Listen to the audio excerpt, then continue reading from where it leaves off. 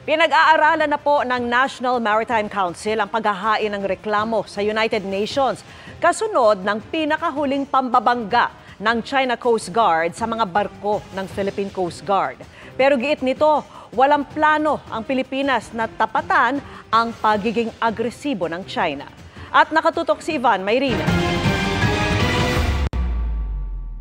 Sa pinakahuling agresibong aksyon ng China Coast Guard, natamo ng mga barko ng Philippine Coast Guard ang pinakamalalang pinsala. Pero ang tugon ng pamahalaan, hindi raw magbabago. Ayon sa bagong talagang tagapagsalita ng National Maritime Council na si retired Vice Admiral Alexander Lopez. Wala raw plano ng Pilipinas na tapatan ang agresibong aksyon ng China. If you're referring to more kinetic actions, that would not be to the best interest of our country and of China and even in the region. So we're looking at this approach.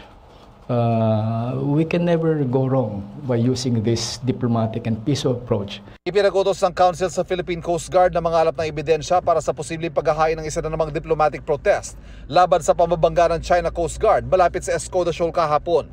Pero bukod dyan, ilang hakbang pa ang pinag-aaralan tulad ng paghahain ng reklamo sa United Nations. Tungo sa hakbang na ito, ginawa na ring miyembro ng National Maritime Council ang Solicitor General.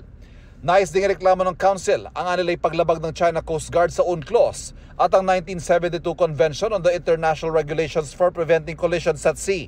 It is actually a code of conduct among seafarers.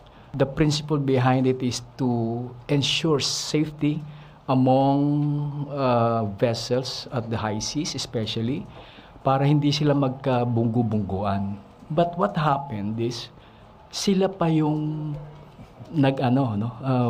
went through the extreme of putting a vessel at risk.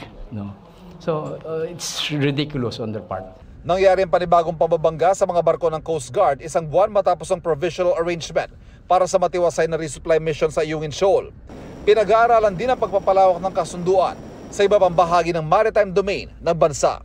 Ang Estados Unidos, France, Japan at Germany pare-parehong nagpahayag ng pagkabahala sa nangyaring pambabangga ng China at nanawagan na sundin itong international law at mapayapang pagsasaayos ng sitwasyon. Para sa GMA Integrated News, Ivan Mayrina, nakatutok, 24 oras.